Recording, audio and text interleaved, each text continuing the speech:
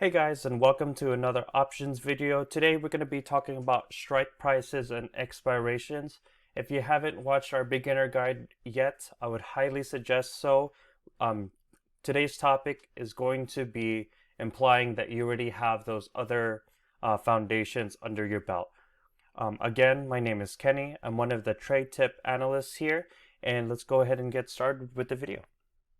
So first and foremost, we're going to review that when we're talking about call contracts, they're actually stock derivatives of the stock itself. So instead of buying, let's say, 100 shares of XYZ stock, we're actually just buying a contract worth of those stocks. Now, the contracts are extremely complex to price, and they're usually priced off of and usually dependent on the expirations and the strike prices that we're choosing. And at first, that can be a little daunting, and that's why we're going to be breaking down what is our rules of thumb when we decide whether how we're going to price our trade. One of the reasons why we want to still use options, though, as opposed to stock, is that it's a low-cost way to get the stock exposure. But with that being said, there are trade-offs to using options as opposed to stock. One of the very obvious things that trade-offs that you'll find is that let's say, for example, we have a stock XYZ starting at $90 and it moves up 20 bucks, so that goes to 110. Well, it's super easy to calculate. If it moves up $20 per share, then if it goes $20 per share and you get 100 shares, for example, in this case, then you would make $2,000. But let's say that instead of buying 100 shares, that we bought one call option, and let's say we got one for these expirations 1 month ahead, and our entry is at 800, we left at 760. So in this case, we would have only made 960. So in this scenario, you would have made $2,000 for a $20 move, or in this case, $960 for a $20 move. So it really depends on your risk appetite, because you also can see that there's less capital requirement to do the same type of trade. So in the first scenario, you would need to have $9,000 in order to get your $2,000 gain. Whereas with call options, we can receive a fraction of the benefit, but of course at a fraction of the cost. So $800 versus 9,000 should be a no-brainer to you guys why we like having calls, because we're able to maybe diversify in different stocks without using an entire portfolio's worth just to get into a trade. Now, the hardest thing about call options, though, is that timing the expiration and the strike price is extremely critical. So if you can analyze the stock and you think you're going to get a $20 move, but you're wrong about the expiration or you're wrong about the strike, you might not even be profitable for the trade, even though you predicted that it was going to make a $20 move. So it's extremely critical that we pick the correct strike price and the expiration. So in order to help us understand our option better, there are a couple of Greeks that we want to understand, and one of the most important ones is the delta. So the delta is the ratio of the change in the premium when the stock moves $1. So for example, let's say that we get a call contract and a $90 at a $90 stock, we get the $90 call. So if we get that would be called at the money because the stock's at $90 and we buy a $90 call contract. And usually at the money call contracts have a 0.50 delta. We usually just remove the decimal. We just say it's a 50 delta. So what does that actually mean? So if for the at the money call contract, if it's at 0.5 or 50, the stock moves up $1, the option moves up $50. So let's say the stock moves from $90 to 91. That's a $1 move, right? So the option itself, you would actually gain $50 on that move. So you can see how there's a little bit of a leverage there when it comes to buying a call contract. Now, we don't usually want to buy at the money. We want to buy at the sweet spot. Now, where is that exactly? Now, it's actually just slightly out of the money. I like to call it like right there. Now, we don't want to buy out of the money entirely because, for example, if we just buy a $300 contract, how likely is it that we're going to get a $210 move, in 2 weeks versus, getting something that's slightly out of the money. So let's go ahead and see how the sweet spot might look like in a trade. So let's take stock XYZ. We're seeing a double bottom and XYZ. And you know what? It's like, hey, we want to get inside this trade. We think it can pump up. So we make a call out saying, hey, we're gonna buy an XYZ call contract 319, and let's say that's 4 weeks ahead of time. In this scenario, I don't know what in what date that you're looking at this video, but let's just say that's 4 weeks worth of time. And our sweet spot's going to be slightly out of the money. So if we buy at the money at this scenario, it would be $90. But okay, for this would be slightly out of the money because we're not exactly at 100 yet. Okay, so if we look at the sweet spot, we'll see that our delta is around 25. And so we want to do that because if the stock moves up or down, we're only losing or gaining, $25 worth. And it gives us a little, like, not too much risk exposure, and it allows us to still make money if we're right.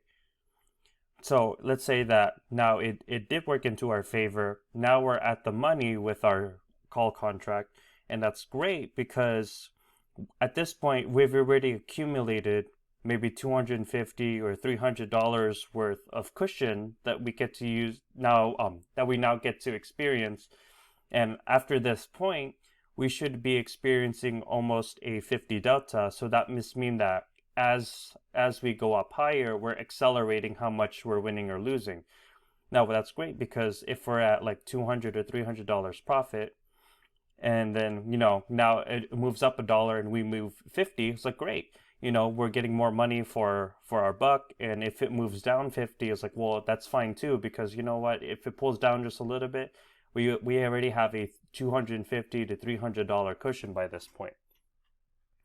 And of course, when you buy in the money, or by this point, if it hits in the money and hits our jackpot spot, then that's when it starts reaching, the holy grail of options, when your call goes in the money and you're starting to receive almost a 100 delta for your call. Now, it won't usually be exactly at 1, and this is what we mean by if you just had 100 shares versus you had an in the money call, like your 100 shares would be a 100 delta, but in the money call would be, slightly less, like 90 to 95. So you won't be making exactly like a 100 delta, but it's good enough. Now let's compare that to maybe where we bought at the sweet spot. So if we started the call, we wouldn't want to start in the money, because as soon as if we buy if we're at $90 and we get an $80 call, that would be like an in the money call. And we don't want to be shooting ourselves in the foot if it goes the wrong way. That's why we get the sweet spot right here, so that we start off small at first, and then as the call goes in our favor, we start to actually receive bigger and better benefits with a cushion. Okay, so so that's it for the delta. In summary for that, we want to buy slightly out of the money so that we can get towards in the money as the call goes in our favor. The last and most important, the other important Greek that we want to talk about is theta, which is going to be our time decay. Now, it's usually based on expectation. For example, how likely is it that we're going to expect a $100 move in 2 weeks versus a $100 move in 2 years, right? So it really depends on how much time we have left in our expiration. And on the right here represents our premium as time goes on. So right here, this is about how much our contract would be losing after about a week's worth of time. This is how much we'd be losing over about a month's worth of time. So our rule of thumb is that you don't want to be experiencing heavy losses every single just through time decay. As time goes on, you want to be buying more time. So you want to buy time.